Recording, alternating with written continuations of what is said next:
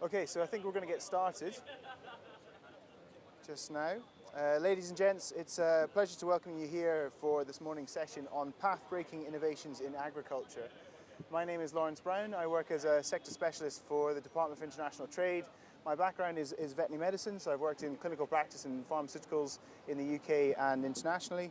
My role with DIT is helping to drive inward investment, so for countries like India, around AgriTech, in particular animal sciences and aquaculture.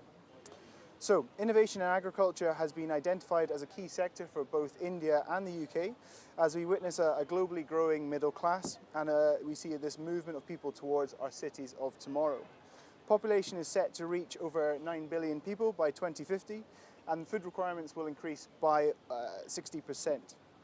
The time for innovation in agriculture is now. Advancements in biotechnology, farm robotics, automation, IoT, software solutions, supply chain technology, farming systems are all contributing to the growth of this sector.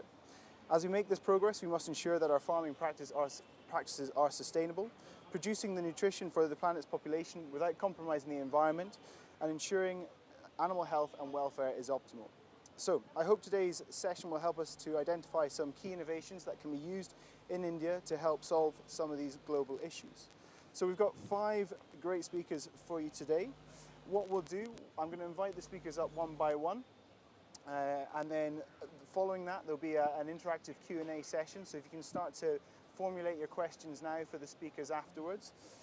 First of all, I'd like to invite Dr. Mike Short to give the keynote address for this session. Mike joined as the Department for International Trade's first Chief Scientific Advisor in December 2017. Mike leads the science and engineering profession in the department and ensures its policy is informed by the best science, engineering and technical advice. He advises on the technical aspects of future trade deals.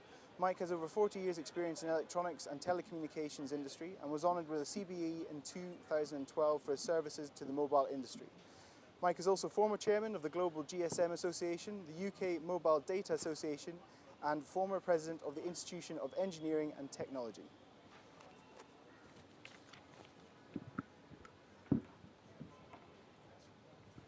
Thank you very much. Good morning, everybody. It's a great pleasure to be here. I've been coming to India for 30 years now, having first come here in about 1988 or 89, and to see the progress that is here in India on each time, I continue to be amazed. But today is much more about AgriTech, and what I'd like to do is to give a little bit of a flavor of how I see digital technologies making a difference in that area. And then after the other speakers, obviously picking up any questions that may arise in this area. First of all, I think now is the right time to think about food security and also the productivity in farming and aquaculture. It's obviously very important for all of us when it's such a substantial part of the economy that the best scientific knowledge blesses the productivity as well as that food resilience. Clearly that can be done in support of areas such as a changing climate, but also the variety of crops that we have to look at. I'm certainly very aware that in India you are the world's largest producer of milk, pulses and jute, and certainly the second largest producer of rice, wheat, sugarcane and groundnut according to FAO statistics. I also look at some of those statistics to show how you're clearly leaders in spices and fish and poultry and livestock and plantation crops.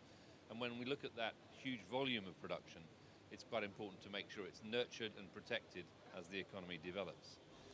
Clearly there's been strong science collaboration with the UK for many years in all sorts of areas of science, and I think those areas are important when it comes to protecting these crops and actually improving productivity. And when I look to see the strong science collaboration that could occur around nutrition or genetics or informatics and big data, remote sensing and satellites, engineering and robotics, I'm expecting the speakers and the panel to cover more in those areas. But if I was just to comment briefly on the science base behind that, from the UK point of view, we only have about 1% of the world's population, and we're much smaller than the clear Indian economy shows today. But with 1% of the world's population, we're already producing 16% of the world's most highly cited articles, and around 10.9% of the world's share of citations from patents. Now, that's very significant because it has a long history of education and research behind it, but also it means that we've got some leading scientists who could help in many areas in this AgriTech space. But I thought I'd finish with just a couple of landmark points from the digital industry where I can see changes happening.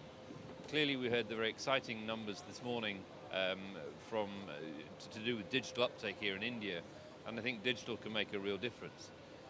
Next year, for example, the World Wide Web is 30 years old, and it's incredible just to think it's 30 years old. But how many pieces of information can we now get from the World Wide Web that may help in AgriTech? Information about crop diseases, information about various solutions, ways of collaborating, and even the support that may occur to farmers through social media. Next year also, the mobile camera phone is 20 years old, and I've seen in many parts of the world the mobile camera being used as a picture of a particular crop disease where information is being shared through that picture with other key databases or other key farmers. So actually the ability to share information has never been as great as it is today, whether it's using the camera phone or the World Wide Web, and I think there's a lot of potential here in India given the uptake of smartphones here in India. So if I may just conclude and then hand back to the next speaker, it's great to be here. Looking forward to your questions and a very interactive panel session. Thank you very much.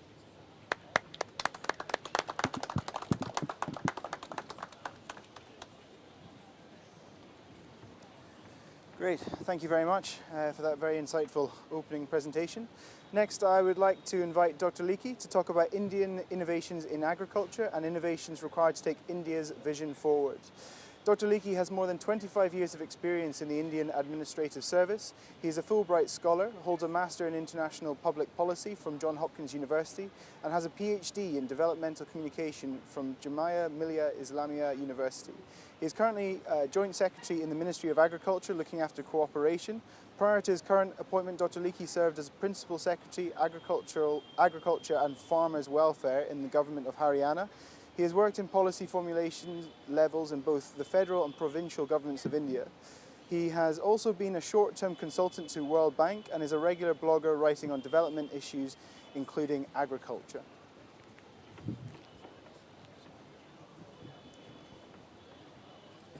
Thank you very much for inviting me here to the UK-India Futuretech agriculture session. I think we are all aware that for almost 50% of the population of India, agriculture is a source of livelihood. Ever since independence, food security has always been a major concern. Generating exportable surplus has also been a major concern, and we have achieved a lot after the Green Revolution.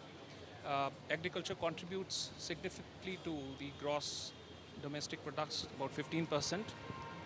But along with food security and food security through higher production, there is a shift in focus, and it has to happen.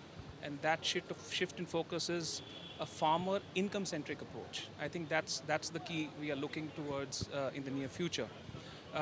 Essentially, facilitating small and marginal farmers who constitute 85% of the agriculture labor force, so that they can operate their farm enterprise on the basis of profitable returns. I think that's the major agenda for the future, and that's the target that's been set for 2022, doubling farmers' income. But in the midst of that, I think two issues which in the keynote address were also mentioned have to be flagged.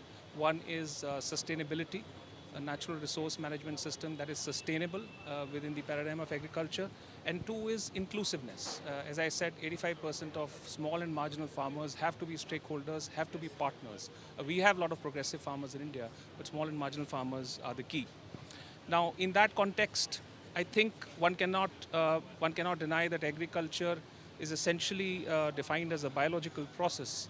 It is very much subject to vagaries of climate change, market uncertainties, and they impact the farmer at every stage of production or post-production.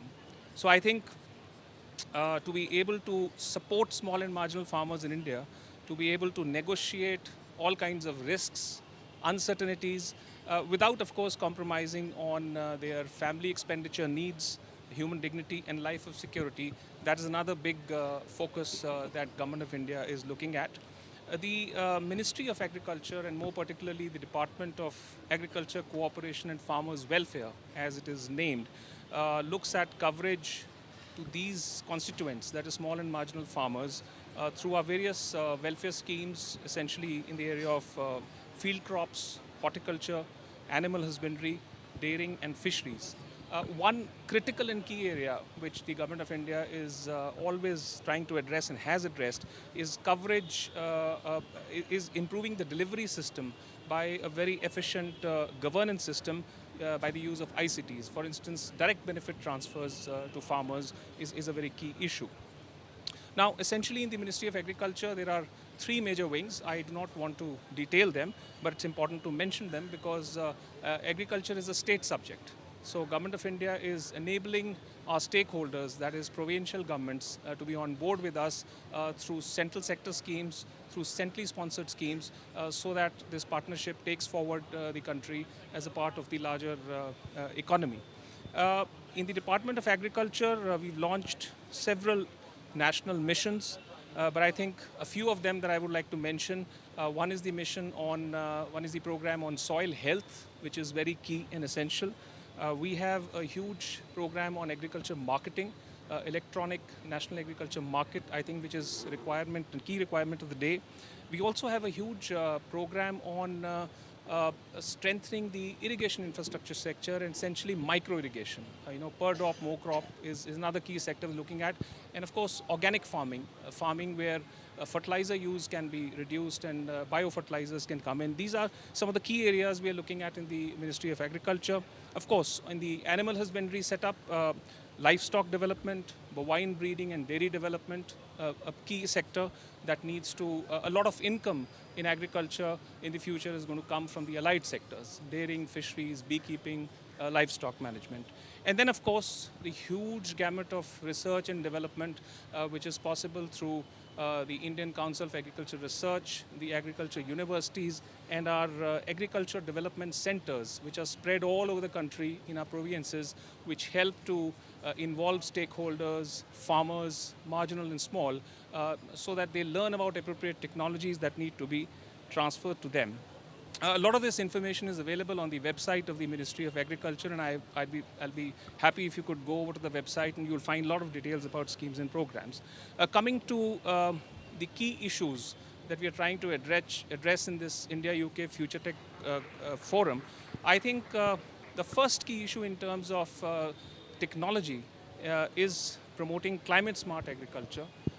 That's the key need of the day.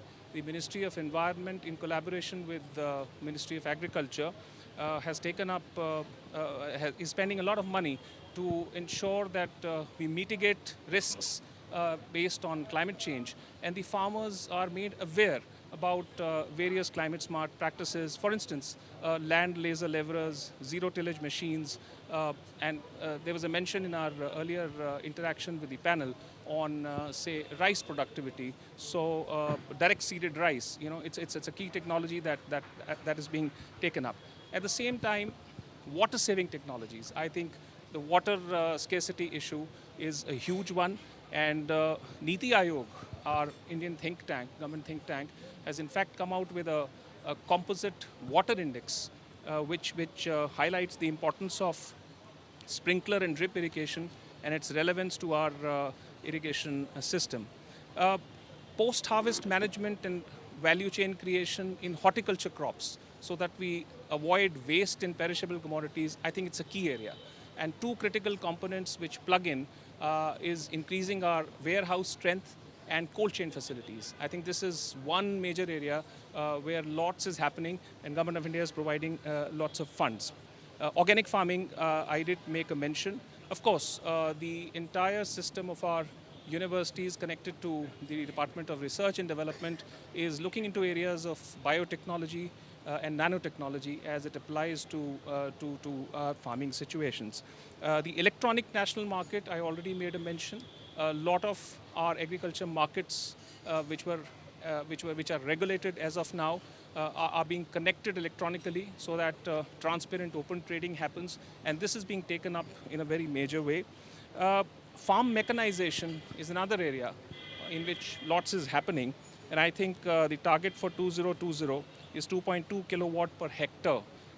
And so we are working very hard on farm mechanization. But at the end of all, my experience, having served in the state of Haryana next door, and in Government of India is that the key to anything in India is extension. So our extension services have to be absolutely strong.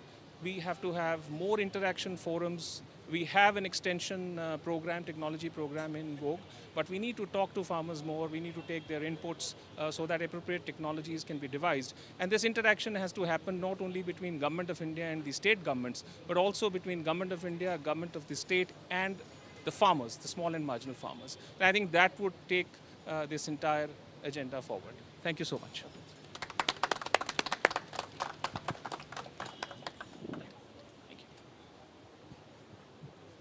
Thank you. Great, thank you very much.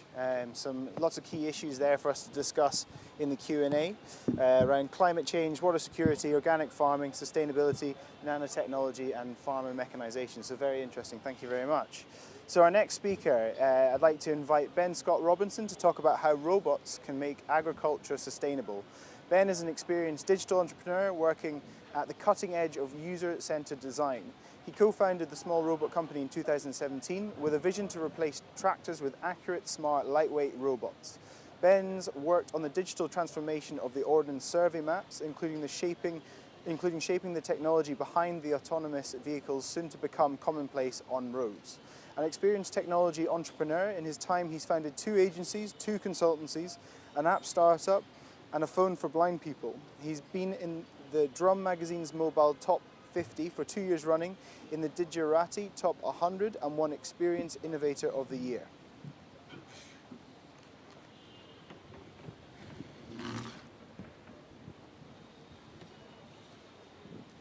Thank you, everybody, and thank you for inviting me to the Futuretech Festival today. It's a real honor to be here.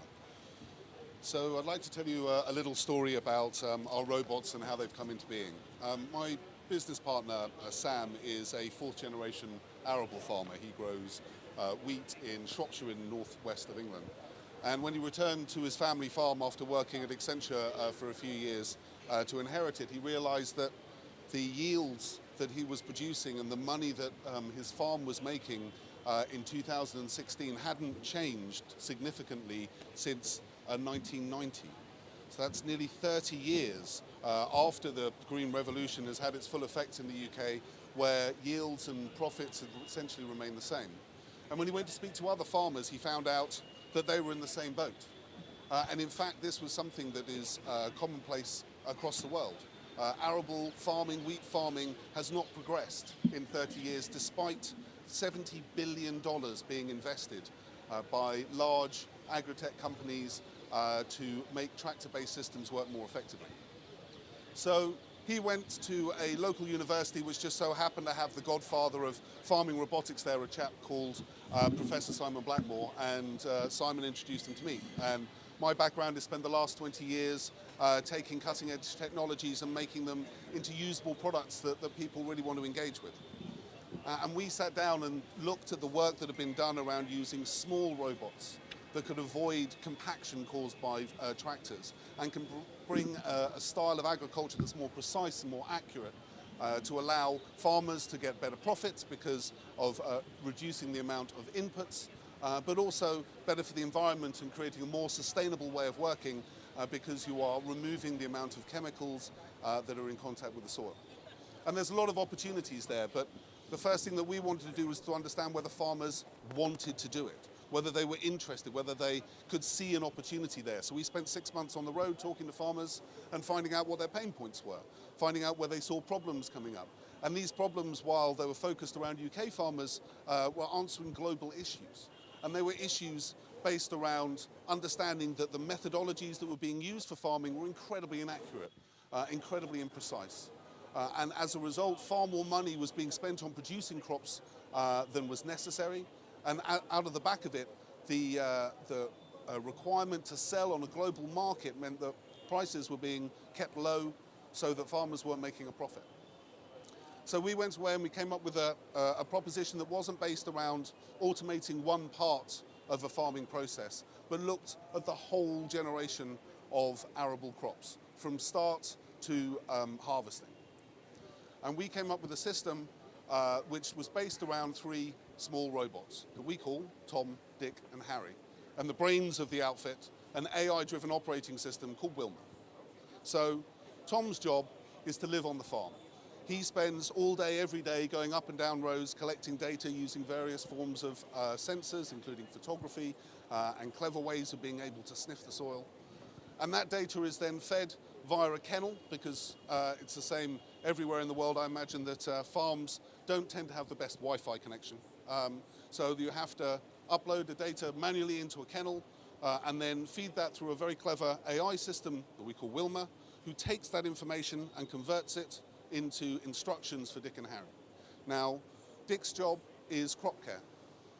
Dick feeds the plants, applies very precisely chemicals for pesticides and fungicides to the plants, and only the plants that need it, and also kills weeds by using no chemicals at all. And the predictions based on the work that was done by Professor Simon is that the chemicals being used here could be reduced by up to 95%. And it's possible for none of those chemicals to actually touch the ground. And Harry's job is planting. So at the moment, tractors that can weigh up to 40 tons are taken onto a field with big drills to be able to plant really quickly. But the reason they're there and the reason they have to work very quickly is because they have to fit into narrow weather windows because they're so heavy that if they're on wet soil, they get bogged down. By using light vehicles, light robots, we can run a lot longer in the season, which means we can be a lot more precise about how we put seeds into the ground. We can place seeds individually to exactly the right depth and exactly the right spacing. And by doing that, we also know where every individual seed is. And we know where every individual crop plant is, which is the real revolution of what we're trying to do here. We are digitizing the field. We're allowing farmers and agronomists to know not just what's going on in a field, but what's going on with each individual plant. And that allows us to bring these savings of 90 to 95% of the chemicals, 90% of the fertilizer that's required, and 90% of the energy that's used to be taken away from the process of producing food. And just that allows farmers to be able to make a profit again and increase the amount of money in their pocket at the end of the year. But the key thing to this is that we're not selling these robots. We're providing them as a service. We're providing the delivery of a healthy crop at the end of the year for a per hectare basis. This means that our technology is not just provided to the rich big farmers in Idaho or New South Wales. These are available to all farmers. And the ideal size is maybe 100 hectares, but it's possible for groups of farmers to work together to be able to make up that 100 hectares. So this is a service that can work for any farmer in any part of the world. So we've been going for about 18 months, and in that time we've been able to build prototype Toms, and we're using that to collect data to feed into Wilma at the moment. We've also built a prototype Dick and Harry, a robot that we call Jack, confusingly, sorry. But it's allowing us to be able to find out how we can make the lightest possible vehicle for delivering the capability that we need to make this work. We've got a fantastic team together. People who are experts in IoT and robotics are allowing us to deliver the work, and we've got a board that consists of Professor Simon himself, and also one of the leaders in Google's X team in the robotics field that are allowing us to progress further forward. So we hope to be able to provide our first service, which is a per plant map of weeds in a wheat farm this time next year. And we're going to be able to start treating the weeds the year after that and looking after the crop on a broader basis the year after that. And we hope to be fully in market in 2021. So that allows us to be able to not just look after the farmers in the UK, in the EU, but by coming here and being able to speak to farmers and understand their needs and how they differ from farmers in the UK, we can start evolving and changing the service, because we are a farmer-led organisation. Everything we do comes from our farmers. We have a customer base in the UK of 20 farmers who have come to us and prepaid us for our service because they believe in what we're doing so strongly. And these aren't just little operations. They include the supermarket chain Waitrose and the UK's largest landowner, the National Trust. And we want to continue and expand that and deliver a service that works not on a global level and one answer fits all, but works for individual countries and individual farmers specifically. Thank you very much for your time.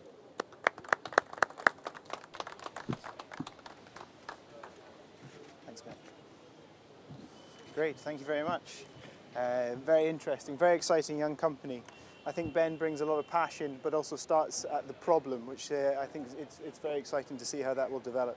So next of all, I would like to invite Clive Blacker to talk about innovations in precision agriculture. Clive's been involved with precision agriculture for over 20 years and one of the pioneers of precision farming technology in the UK. After adopting precision farming technologies on his home farm in 1998, he now provides technology, solutions and insights to farmers and agribusinesses wanting to get more from their soil, equipment and data. A recipient of a Nuffield Farming Scholarship, he diversified from the family farming business and started his own consultancy services, helping farmers around the world adopt and integrate precision farming techniques and applications.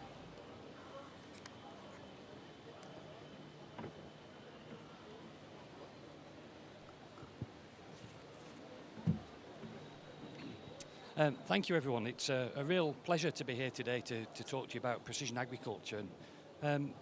Technology is something that is interfacing with all our lives in ways that we could never imagine 10 or 20 years ago.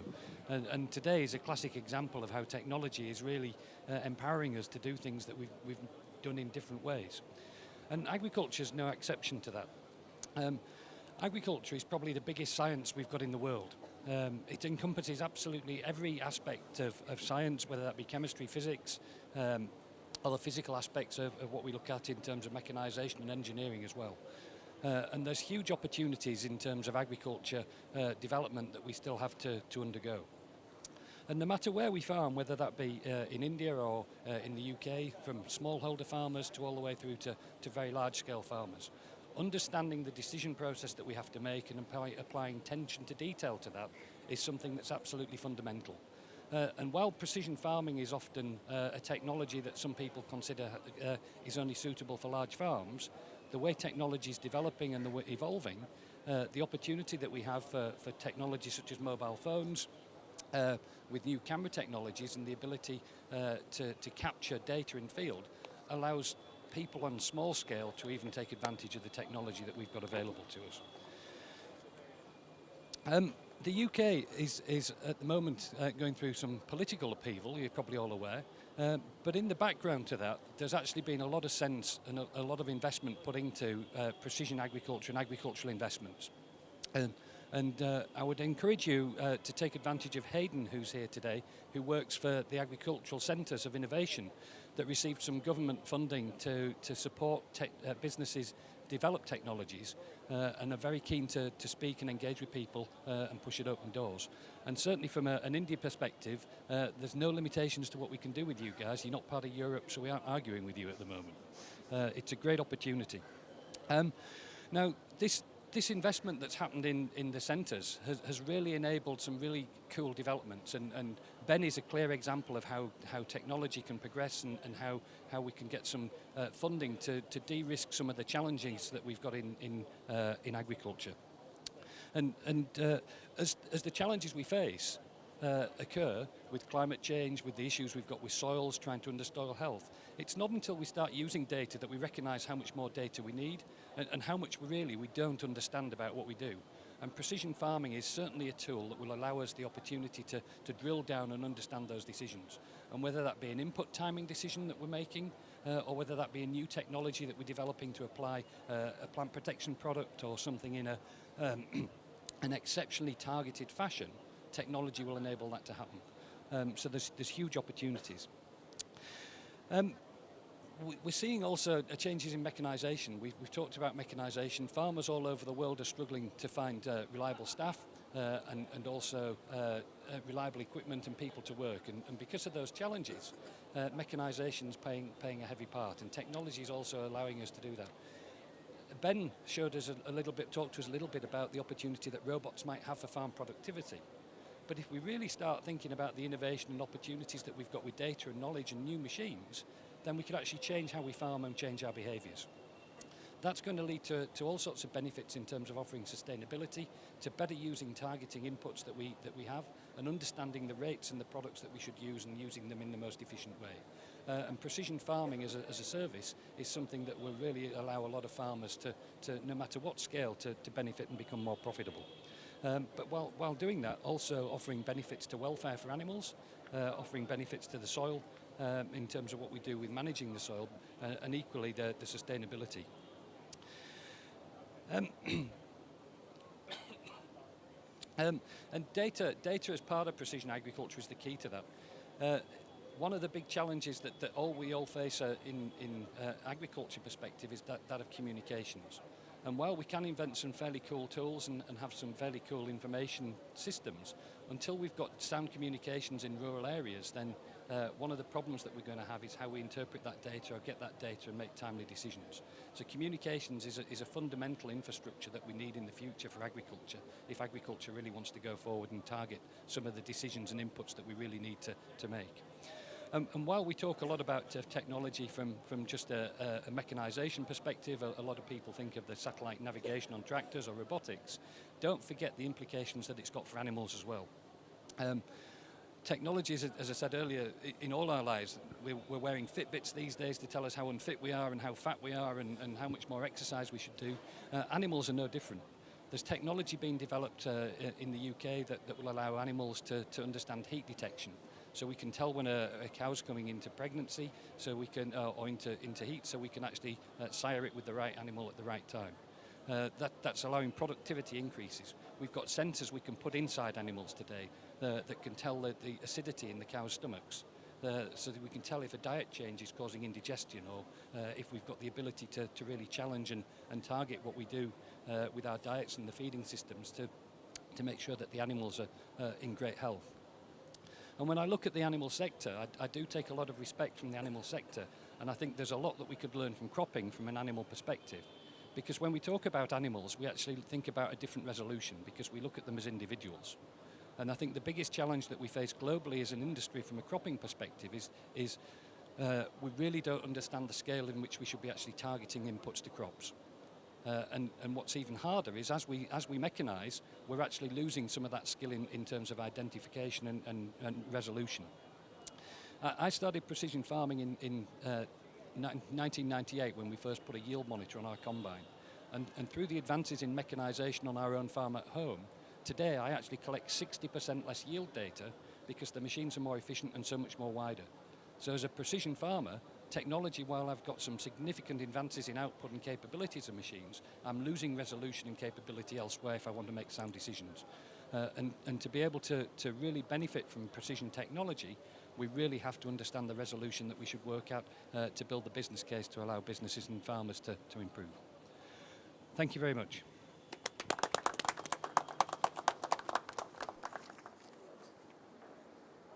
Thanks, Clive. Great, thank you very much, Clive. Yeah, no, definitely. I'm very excited to see how things are changing in the animal health livestock market around AgTech with software solutions and Internet of Things and all sorts. So no, thank you very much. And just want to reiterate as well, I think it's Hayden Craig who's at the back here in the blue suit from the AgriTech centres. That's great. So yeah, definitely worth speaking to Hayden as well. We're just about to start our last speaker, so we will be having questions afterwards. So if you can start to formulate your questions, that would be great. I'd like to invite our next speaker. I sat with him in a car for 5 hours yesterday from Chandigarh, and he's a fountain of knowledge, so you've got something to look forward to. So Dr. Jonathan Snape is talking to us about innovations in crop science and breeding. Jonathan is currently head of James Hutton Limited, the commercial subsidiary of James Hutton Institute based in Scotland. They breed potatoes, raspberries, blackberries, black currants, blueberries and other soft fruit, as well as delivering a wide range of specialist analytical and research services. Jonathan has a degree in natural sciences from the University of Cambridge, as well as a master's degree and PhD in bioprocess engineering from the University of Birmingham. He was a member of the Life Sciences Advisory Board to the Scottish Government and is a director of the Genomia Seed Fund that invests in innovative technologies in the AgriTech sector in Scotland.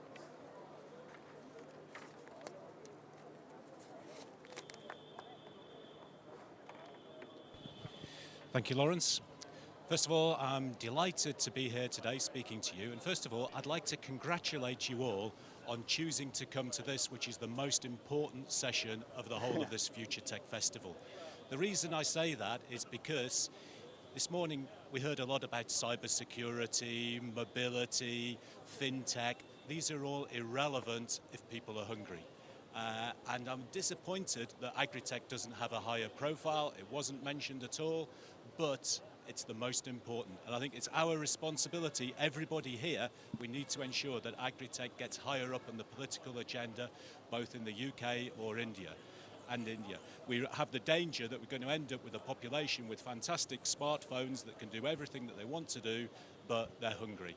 What is the point of that? So please, I think all of us have a responsibility to ensure that the funding is in place and that the technologies are there to enable us to ensure that we do have food security. Now, I work for an organisation in Scotland called the James Hutton Institute. We have a pedigree going back almost 100 years. And our role in food security is we look at the four main factors, which we think are the crops, the soil, the water, and the people. You need all four of those to address food security. If any one of those is suboptimal, the rest won't work. So our main strength is being able to look at not those four things in isolation, but looking at the interactions between them.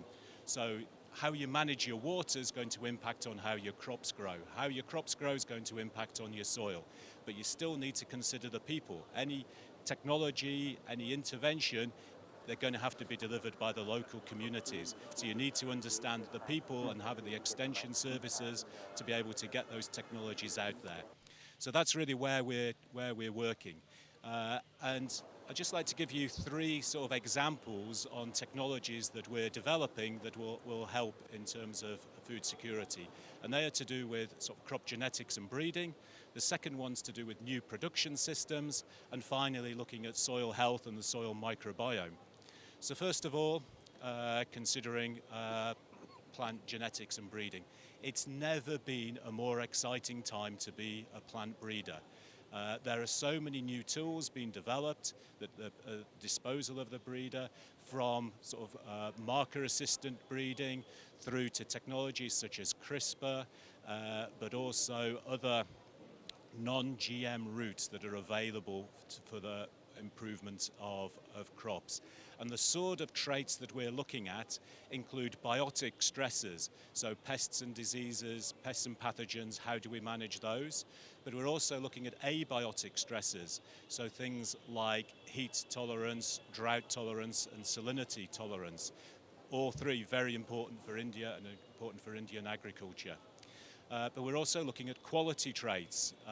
Storage and improving the storability of crops could make a big difference, reduce wastage significantly, but also the nutritional content of crops and the texture and flavour, improving those.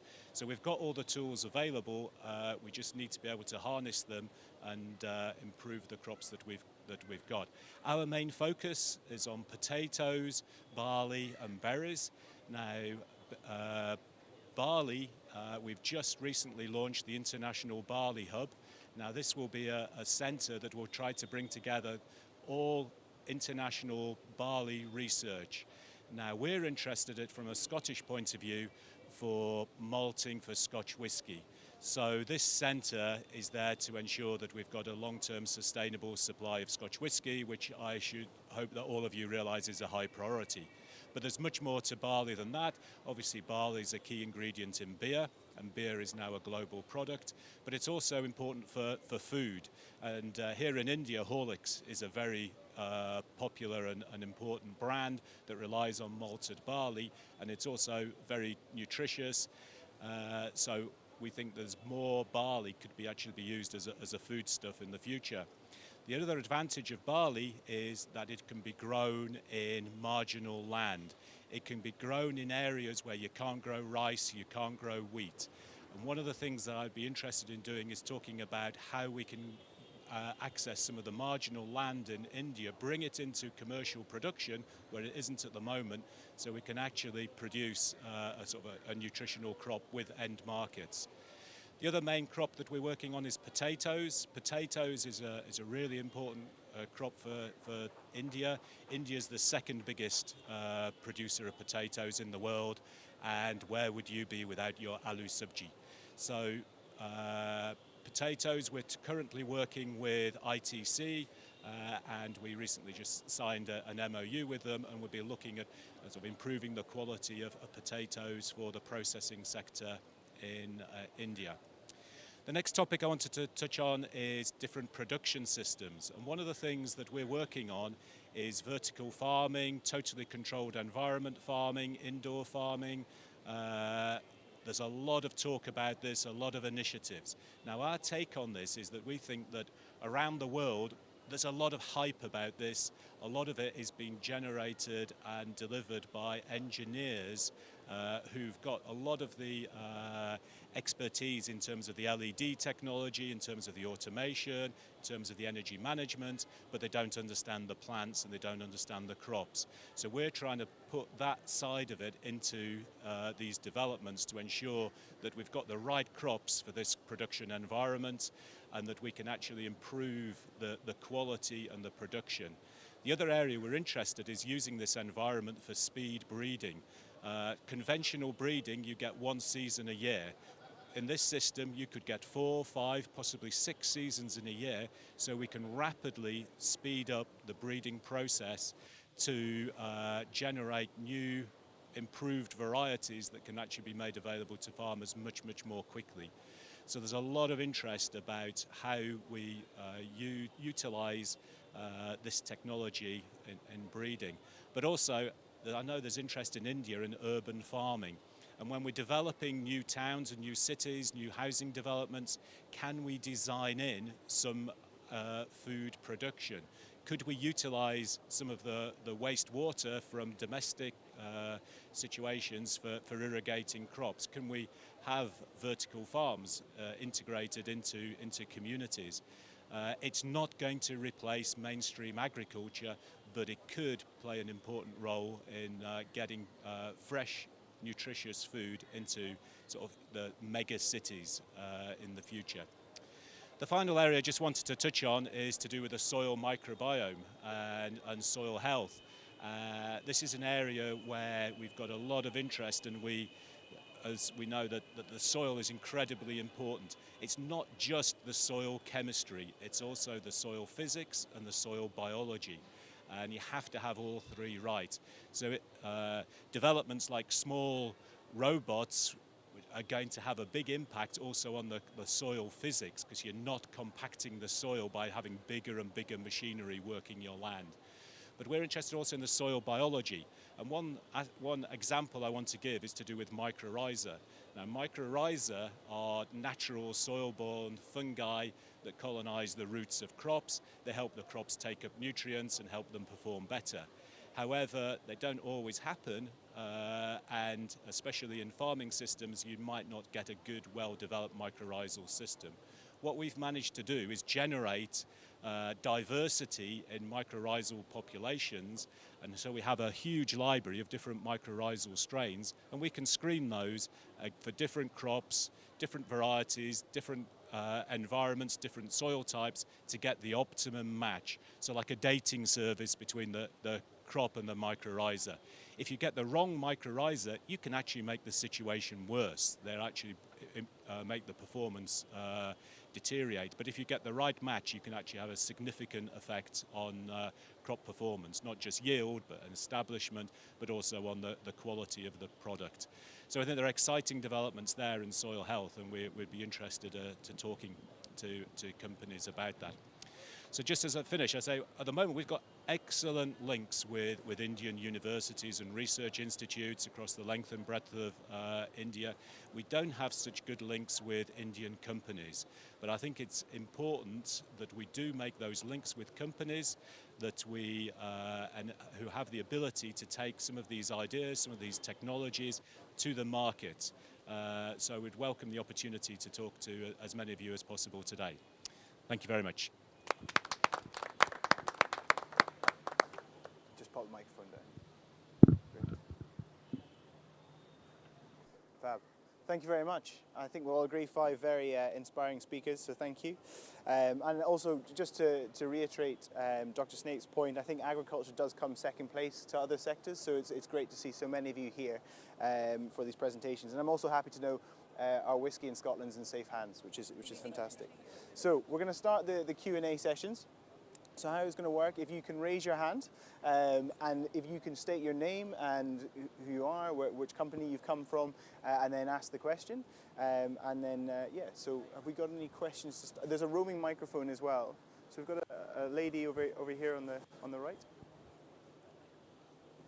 Thank you very much to all the speakers. That was very insightful. I'm Dr. Shweta Raghavan. I am a biomedical scientist, but I've just started as a Senior Science and Innovation Advisor with the British Deputy High Commission at Bombay. I have two very quick questions, and I'll be very quick about it. It's to Dr. Likhi and Ben. So the farming industry in India is one of the largest creator of jobs.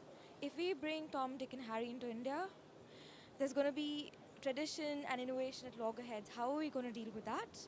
And to Ben, something that we really need to bear in mind about innovations is that in India, the farming lands are really small. There's sharing of land across generations. Some of them have very small pieces of land. So how are you going to make your innovation cost effective for these people? Okay. So to answer both of your points just then, key about what we're doing here is not replacing people. It's not possible for a farmer to go out and check each individual plant or to note the location of each individual weed. It's a level of detail and granularity which isn't possible at the moment. We're not looking to automate labor-intensive systems. We're looking at systems that are actually fairly automated already, but making them a lot more precise and accurate. So that's the first point.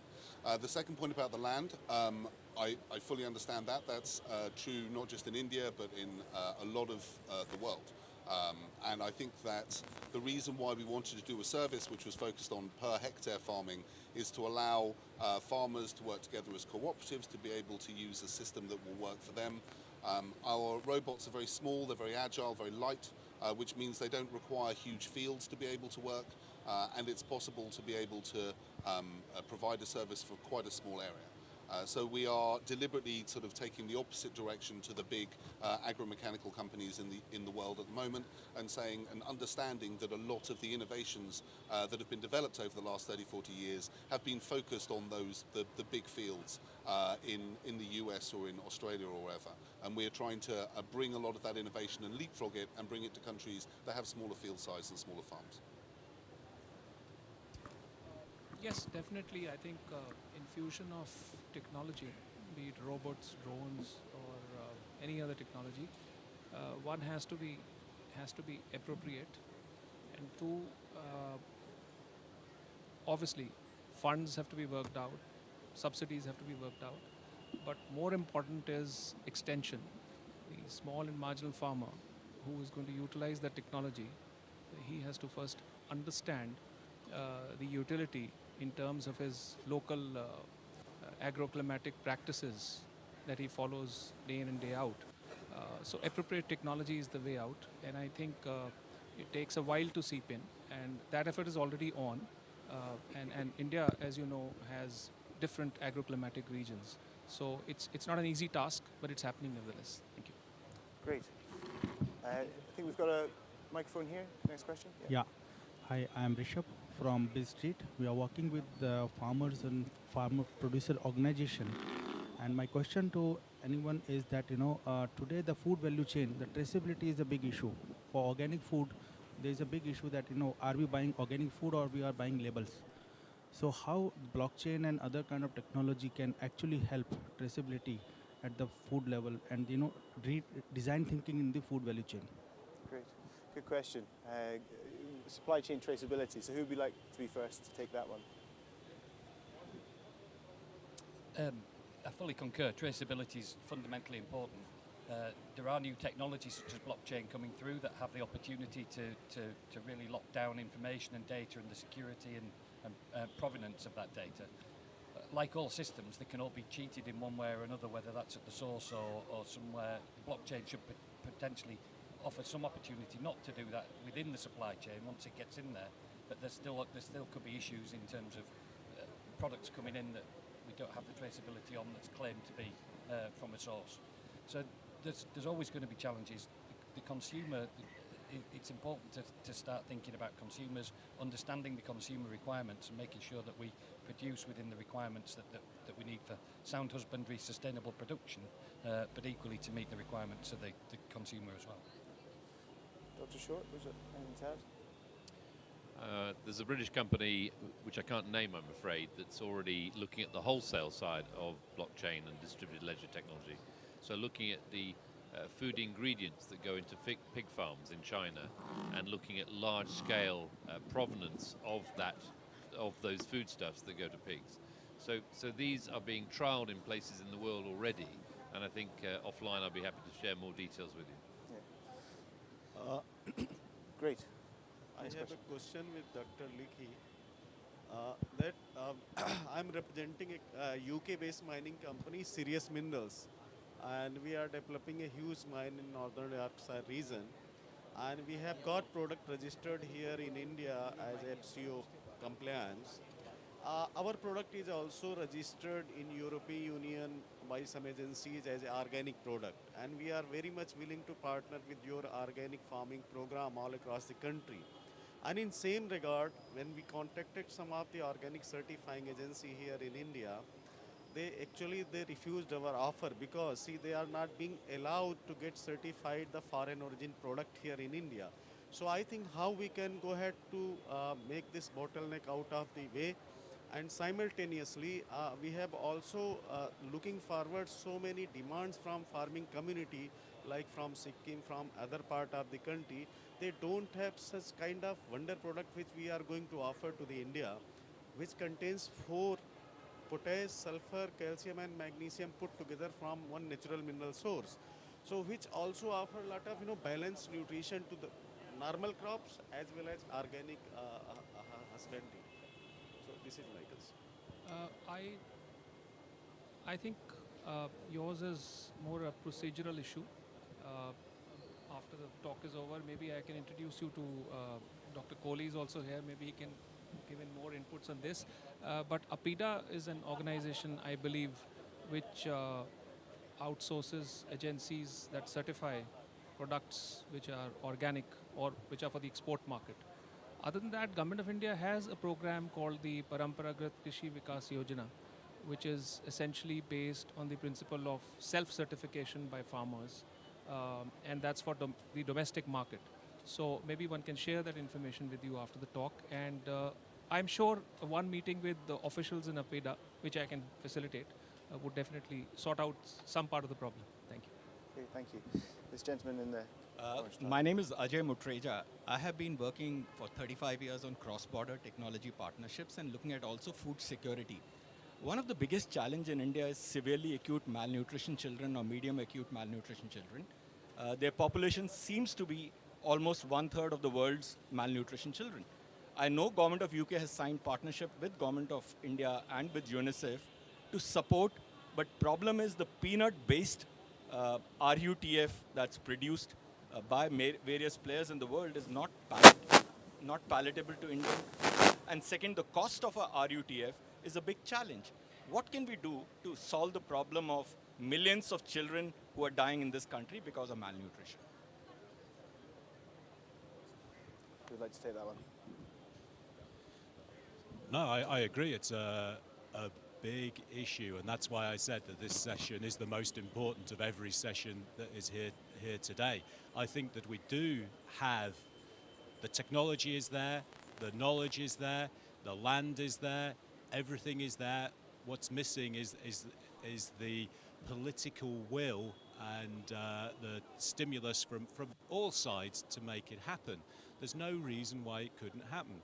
We can grow, for example, barley for Horlicks is an extremely nutritious drink that can play a really important role in child nutrition. I should say other nutritional malted barley drinks are available, not just Horlicks, but that's the example that I know best.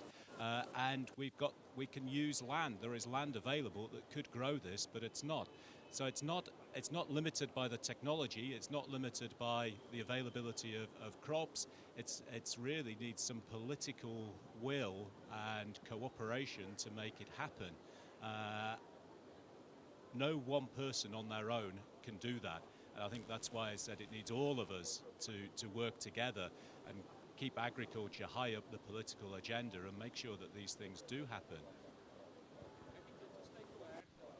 Of course, it's a challenge. It has to be met with. But the government of India has, under the Ministry of Health, a very ambitious program called the Integrated Child Development Program, ICDS.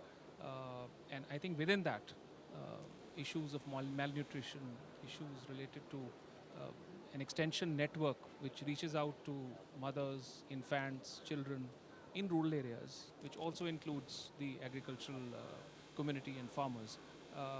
It's providing a lot of funding, a lot of service through primary schools, through middle schools, and that program is funded by government in a very major way. If you wish, we can share more details with you. Anyone else like to add to that?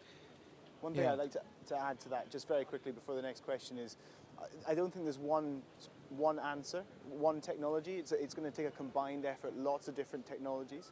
But the other thing as well is food wastage. There's so much malnutrition in the world, yet there's so much food wastage as well. So there's something not right there, and food wastage technologies, I think, will make a big difference. Next question. Yeah, thank you very much. I'm Dr. Surendra Babu from NABARD Head Office, Mumbai. Actually, very lucky to be part of this event. Actually, first of all, thanks to Clive Becker and our Lekhi sir. My question is form of suggestion actually to Lekhi sir actually. It is regarding precision farming. In India, through watershed approach, a lot of area has been treated, and that area actually can be brought very successfully for the precision farming approach.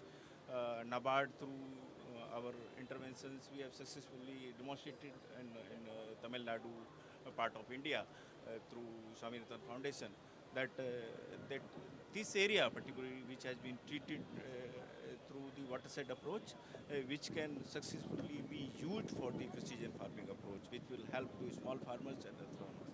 That's all. This is a form of suggestion for Lekhi sir. Thank you, I think sir. just for the information of the panel, and the National Bank of Agriculture and Rural Development is one of the major funding agencies in India, and they have created a corpus fund of 5,000 crores to promote micro irrigation. So a lot of funds available to state governments to seek loans for promoting sprinklers, mini drips, and drips as water-saving technologies. So that's a corpus fund that Government of India has created, 5,000 crores. And I think that is backed by NABARD, and it's a big step forward. Got a question here. Gentleman in the blue shirt. Yep. Yep.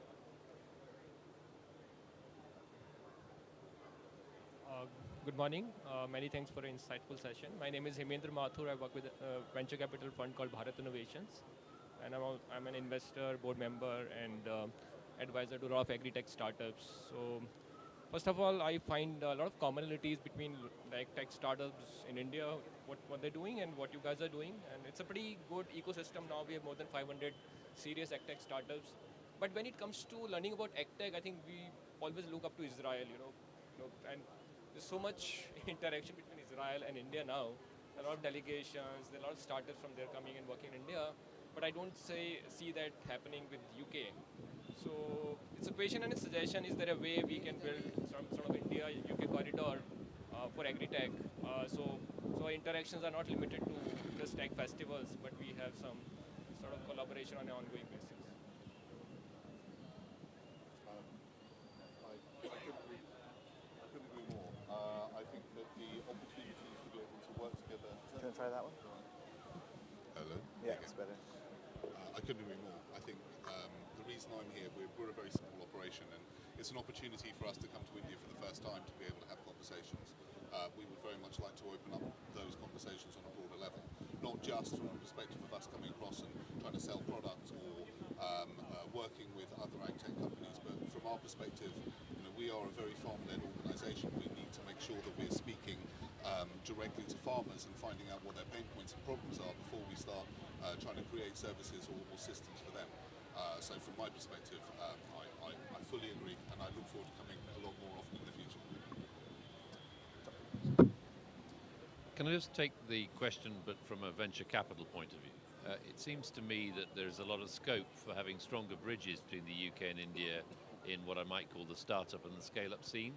And maybe what we need to do as an action from this event is start to look at how can we signal the better startups or accelerators that may exist in the UK and may exist in India, and find ways of establishing a bridge. That would be a practical way of doing it. I think, though, at the end of the day, business is between people. It's not just about government to government. And actually, we need to also identify a few stars that are already collaborating. I think we've heard a few examples today of people who are already collaborating, and sometimes taking advice from those stars who are already collaborating and say, how can you scale that up? I would like to come to that as well. I think the UK is a very inventive place at the moment, and the culture there at the moment, with the funding the government's put into place for certainly for UK businesses, has really enabled AgriTech to progress forward. Unfortunately, Aidan has taken his earphones off, so he can't hear this, but he's a guy you should go and see. The centres have got capabilities to enable that to happen. Maybe Dipankar or some of the others with access to the DFID funds and some of the other Newton funds that are available from the UK government to support and work with India could really enable that to happen. So there could be some key actions here for Dipankar and his crew when it's finished. And just, oh sorry, Dr. Singh. Yeah, I just want to add one other thing. I think for venture capital investment into agri-tech has not been as forthcoming as in other sectors. It's a high-risk investment, and the time for returns is much longer than other sectors. So I think in the UK, as with other places in the world, there has been a lack of investment into agri-tech companies.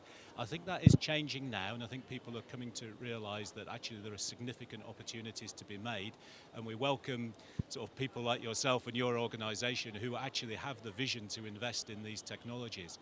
I think in the past that between UK and India, I mean, there isn't a great match in terms of the crops where we have expertise. I think that for example, for rice and a lot of the fruits that you grow, we don't have a track record on working on those. There are crops that we do both work on, and I would think potato and wheat are two key ones where we've got a lot of expertise, and I think from a crop point of view, those are the areas that we should be focusing on. Israel perhaps has a much better match in terms of some of the fruits, and it's also some of the irrigation problems that they have that we don't have much of a problem with water to date, certainly in Scotland, but that is coming for us. So we'll have to learn from other places in the world how to deal with sort of drought situations. So I think there are also technologies that we've presented today that are crop agnostic. And I think that's where we can also make a big impact. So some of the technologies on precision agriculture go across all crops. So even if it's crops that we're not experienced in, I think there are opportunities there. But we'd really welcome the dialogue, and hopefully we need a lot more people like you to have the courage to invest in these technologies on the realization that they might take time to realize the returns, but the returns will be there. Thanks, Jonathan. Just a point on the investments in agri-tech. So you're right, in India also we have only $150 million invested in last 7 years, vis-a-vis the total venture capital investment which happens in India, which varies from $8 to $12 billion every year. So we have a lot to catch up. We have just to share an information, there is an organization called the National Cooperative Development Corporation, NCDC. They have recently launched an innovation fund where they're going to provide term loans for any startup, innovative startup as a cooperative in aspirational districts, for women, for people with disabilities. And I think that is something you should look up to collaborate. It's called the Innovation Fund of the NCDC. I can share more information. Thank you. Good morning. My name is Devendra Rustagi. I'm lucky to be part of this Futuretech. First of all, Jonathan, I would like to add that besides this potato and the other thing you mentioned was wheat, I think barley could be a very big opportunity for India, especially considering the landscape of the Indian agriculture and a lot of scarcity of water in the central part and the western part of the country. And barley per se is a course meal for the Indian, staple food for the Indian. So that could be one area where you can look forward to a lot of opportunities. No, I agree. I think barley is a very versatile crop. It can be used for animal feed, but I think more interestingly is you can get more value from growing the crop if you can actually use it for food. And I think it's an underutilized resource for food. It is nutritious. It has benefits over wheat in many cases, and especially for children and growing children, it could play a really important part of their diet. I think also, although we wouldn't lead on it, I think the opportunities for barley in brewing and distilling, which are growing markets in India, I think for economic development and job creation, these are things that would give an alternative outlet for barley as well. So I'm really keen to try and find ways in which we can expand the range of areas that grow barley. You've got the right climate and you've got the land. Jonathan, just for your information, the three major states of the country, Maharashtra, Gujarat and Rajasthan. These are the three big states of the country out of the 7-8 top areas of, and with the high sort of GDP also, and barley is the staple food in these three states, and is being cultivated in Haryana as well. So that was just for the information, because that could be a very big opportunity for the synergy between UK and India. Yeah, no, I agree, and there's some very simple things that we can do. So for example, I was told that one of the biggest causes of losses in the barley crop was from lodging, and that's when the wind blows the crop over and it gets destroyed. And that's because most of the varieties that are grown in India are quite tall varieties and very susceptible to this. And there are varieties available which are shorter, they put more effort into producing the grain and less effort from the plant to producing the straw, and they're less prone to being blown over. So that's a very simple change that could actually have a big impact on that crop. The difficulty is in terms of the structure of the industry and the structure of the seed supply and the farming systems. We can't do that. We need input from people in the country who've got that knowledge and have got that extension network, which is just so important. I think, Jonathan, probably this is the right time that we can explore the things for barley in India. But now is my main question. I have invested 10 years of my life for mycorrhiza. We have taken that license from TERI, Tata Energy and Resources Institute, which probably claims to have the worldwide patent. I worked with the government of India. The different states could produce the results, but somehow, despite of my strongest conviction and 10 years of investment of my life, I failed. In fact, today I had an eye-opener when you addressed that mycorrhiza is something which can be beneficial as well as harmful also. And there are different species. I know there are different species, but what we have been told and understand is that there is a consortium of 5 species which has been patented by TERI. And that is basically all benefits and no harm. Despite of demonstrating across the country, somehow I have failed commercially and I had to close my unit. Despite of the fact that I have the infrastructure even today, I can start from tomorrow. So in fact, I would look forward to you maybe after this. And secondly, the government of India, I worked with extensively with the government of India and the different states. They have been very cooperative. They supported me, but unless it is being accepted by the farmer, I have failed. I think you were ahead of your time. Yes, I didn't want to make this statement probably because that could have been probably overstatement. I think that now the time is right for these technologies, and I think that that farmers around the world realise the benefits of a good soil microflora. Yeah. And there have been successes. I visited a farm in Punjab earlier in the week, and they use trichoderma sort of regularly in their production. And I think that with mycorrhiza, I think, yes, if you use the wrong mycorrhiza, it's going to make things worse. And I think people haven't realised that and just thought mycorrhiza was just one solution. It's a little bit more sophisticated than that. And I say the breakthrough that we've had is the ability to generate thousands and thousands of different strains of mycorrhiza that are all different, and then you can select. So like you do breeding for the crop, you do breeding for the soil microbiome, and then match the two together. And that's sort of taking it to the next level. But I'd be really interested to talk to you about your experiences and how we can work together in the future. And Jonathan, I believe you have this commercial production technology with you for the different. Yeah, one of the beauties of it is you can actually produce huge numbers of spores in a very small space. So there is no great production costs. And theoretically, you only need one spore per plant. In practice, we will aim on maybe 10 spores per plant because you never guarantee that all of them will produce a viable mycorrhiza. But either at 10 spores per plant, one laboratory could produce enough mycorrhiza to cover the whole of the UK. So the production and the scale-up is very, very straightforward compared to other technologies. And the spores can be stable, so they're easy to transport and be part of the sort of a supply chain. Great. But I'd really be interested to hear more about your experiences. Yeah, definitely. I'll meet you after this. Good. Thank you. We've got a question at the back. Good morning to all of you. I am Dr. D. Ravindra from NABARD, National Bank for Agriculture and Rural Development. I would like to add a couple of suggestions what my colleague already added. Number one is we are promoting farmer producer organizations.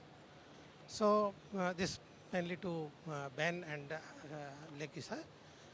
So bringing technology to Indian context, that too by seeing the small land holdings, these farmer producer organizations may be helpful because we are promoting them as aggregation models so that input supply system can be introduced and output marketing can be done. So the same platform can be used for the technology induction also. That is one thing. And the second suggestion is that we are already into promoting certain agri startups. So if somebody is interested in promoting some startups, we will be happy to join our hands with them. Thank you. Great. Thank you.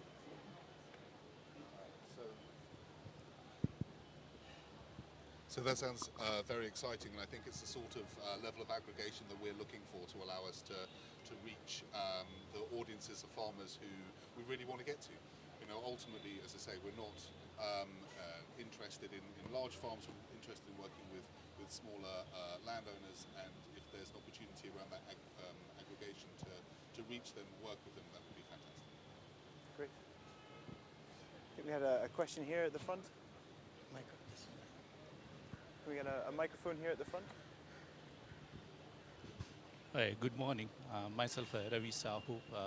I'm a scientist working with Indian Agriculture Research Institute, Indian Council of Agriculture Research. It's a really wonderful time we had. Anyway, the kind of work, the kind of exposure given is complementary to Indian agriculture and the AgriTech scenario in India. Starting from smart agriculture to precision farming or ICTs.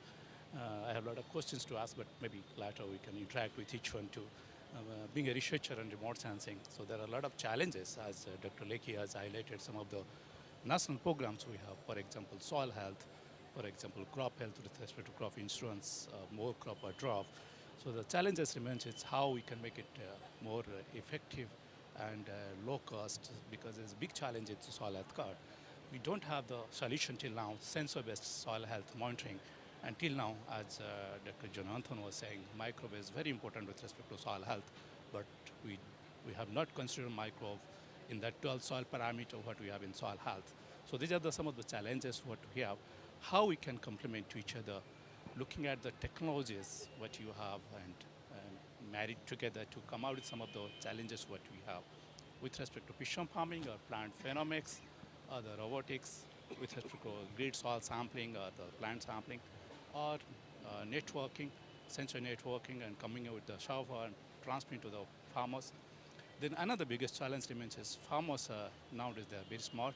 Each one is having mobile, and their information rich, but again the information is noisy.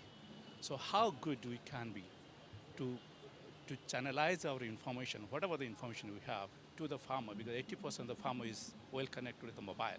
So neutral, scale neutral technologies through information technology to reach the farmer to make it a successful farming. That's what thank you. So yeah, I think some good questions there. So how can we better use technology to improve soil health, but also how do we translate that technology onto farms? So who would like to take that? So when we start looking at technology and questions, ultimately the biggest impact that a farmer's going to have is the biggest limitation he's got to producing his yield. And the challenge we've got is when we mend one thing, we find that we then cause another problem or identify another problem somewhere else. So it's very important that whatever system a farmer adopts, it can help him identify the limitation to yield, which is the absolute key. Once we understand the limitation, we can then either manage that limitation or correct it. And we just work up slowly from there. A great example of a non-agricultural example is the British cycling team. The benefit of what we call marginal gains, a little bit of weight loss on the suit, a different type of fabric that's more aerodynamic, a weight loss on the carbon fibres in tyres meant that progressively seconds and seconds and seconds were taken off their racing speeds and ultimately became gold medal winners in the Olympics. We should be looking at the same technologies and the same process of a fully integrated approach. One thing in its own right won't make the farmer profitable. It's got to be a fully integrated approach. I think the idea of pulling in readily available ubiquitous technologies to be able to particularly data collect and do some smart stuff with that is extremely interesting.